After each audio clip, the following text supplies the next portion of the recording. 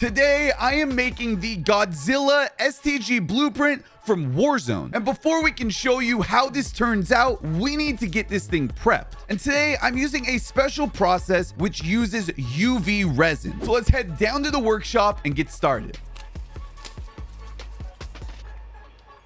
So now that we have our safety equipment on, we can just start brushing on the resin. And this stuff is super thin and it does kind of self-level. So that makes it really good for 3D prints that have little tiny ridges called layer lines. And basically this resin just kind of settles into those areas and then we can hit it with a UV light and that will instantly harden it. All right, now with this partially cured, we are going to need to give it an isopropyl bath. And what this is going to do is basically clean off the excess uncured resin from the surface. Then we'll dry that and we'll put it into our curing station.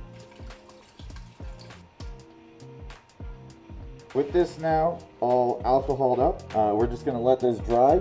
You can kind of see on here you know how this is kind of filled in a lot of those cracks. It feels pretty smooth to the touch. So once this is dry, we'll give you a closer look and kind of show you how this piece turned out.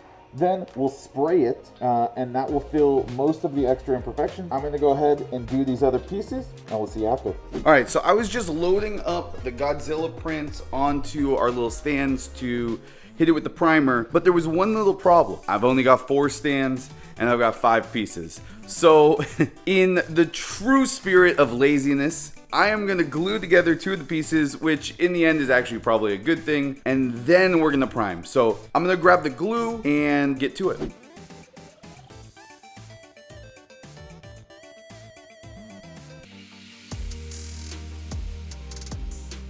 Make sure it fits well. Perfect.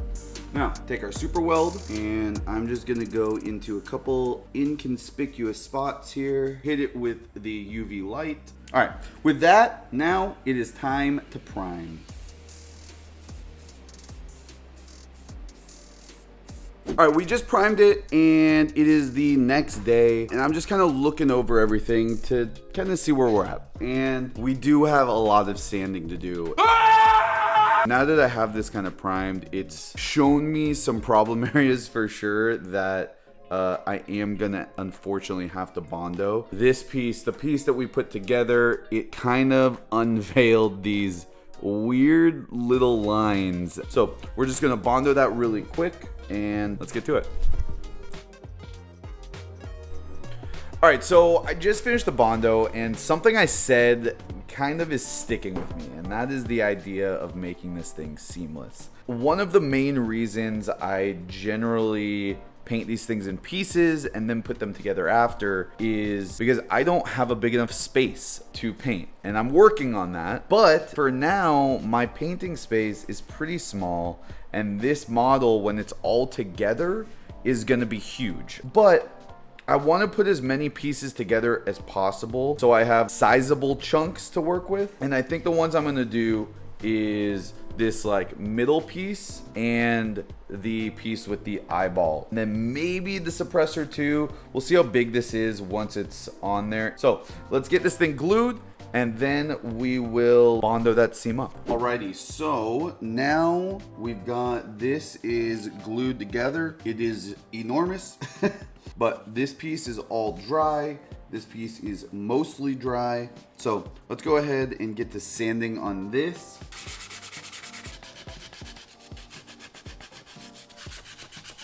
All right, it's all sanded up. I went ahead and washed it off as well, and it is looking really, really good. There's a few little spots that I just feel like I'm not gonna be able to sand. So I'm gonna hit it with the filler primer one more time, just a light coat this time, and we should have a great, great piece to work with from there. So let's get to it.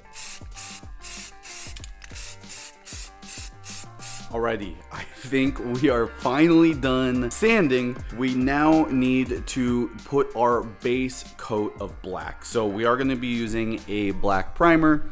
I just installed these nice shelves. Please appreciate them because I definitely do. And I am gonna go ahead and grab our flat black primer. So we're gonna get it primed, and then it's time to start painting, finally. So we'll see you there.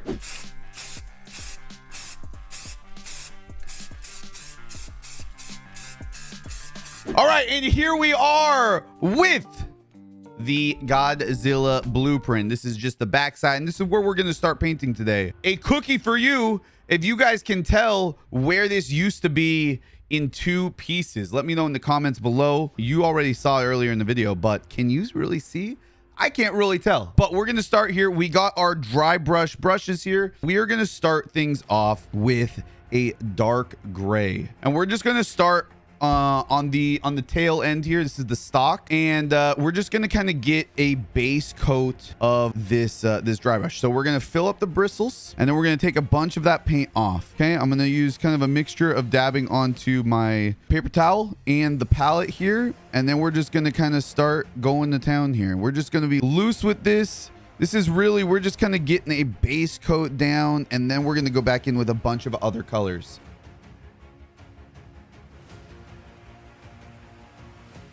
Then once we feel really good about that gray, we move on, and I want to put in some browns, because looking at the model, there is a good amount of like almost bone color. It's not necessarily like gray or blue. There is a lot of beiges and stuff like that. So I put this using the same technique, dry brushing.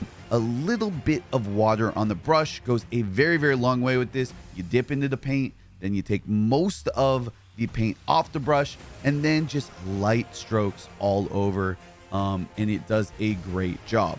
Then next up, to build up that bone texture, I use almost like a gold, like a yellow gold, and I put this all over as well, and we're just building up those highlights. So I'm kind of using this in lieu of a lighter gray. We did use two grays,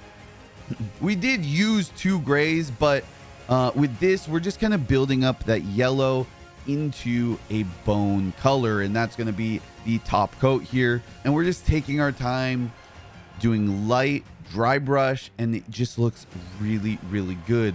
That way you are just like working on getting all the texture and stuff like that. All right, so now that we've got both of the main pieces like kind of solidified, I do need to go back and do just like some little details and stuff on this. I'm gonna try kind of a new technique that I haven't really done before, and that is with some sponges. And so what we're gonna do with the sponge is I'm gonna load it up with some like thin paint. I might even use black wash. So I'm just gonna put a little bit of this down on the palette, and then I'm gonna get the sponge and just pick up all of that black wash. Okay, and so this is super, super thinned out paint, and then we're just gonna go in, and I'm just gonna kind of start dabbing this on the surface. And like what this should do here is basically, this is gonna give us like a different texture than what we already had with the brush.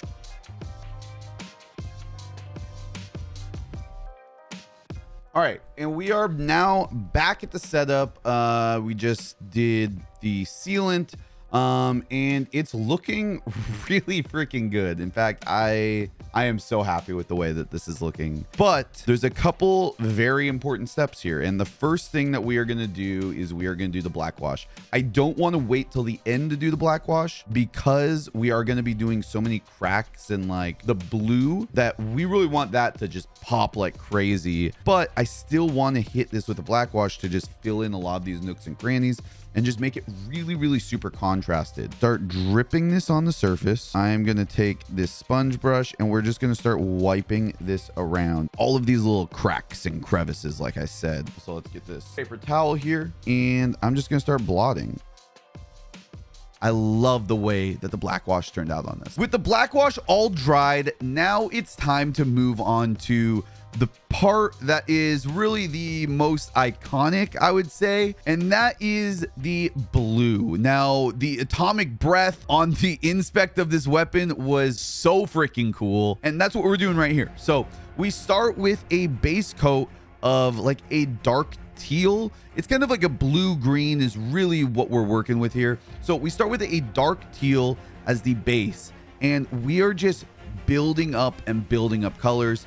I used basically 4 main colors here, and it's just different shades, lighter and lighter and lighter. Then for the scales on the top, these really are kind of glowing, and so I wanted to just dry brush these. So instead of inside the crevices, this is on top. We are dry brushing, and we do the same colors and just basically build it up. And I gotta say, watching this back, it is so satisfying just seeing all of these blues just come to life as I'm adding in colors and adding in colors. I freaking love it. It was super therapeutic to paint this too. It was a really, really fun one. At the end of it all, I felt like maybe just one last highlight would do the trick on the top, and it definitely did. I love it. I think it looks freaking sweet. So we're in a good spot here. Now we need to seal it up, put it together, and then it turns out like this. And I am so freaking happy with this. This is one of my all-time favorite blueprints that Warzone has ever done, or Call of Duty in general, and I'm just glad I could make it. Painting this brought back so many freaking memories, and it's a freaking awesome one. It might be my new favorite. I hope you guys enjoyed it. Let me know in the comments what your favorite blueprint from Call of Duty is, and be sure to subscribe to the channel, like this video, and we'll see you guys in the next one.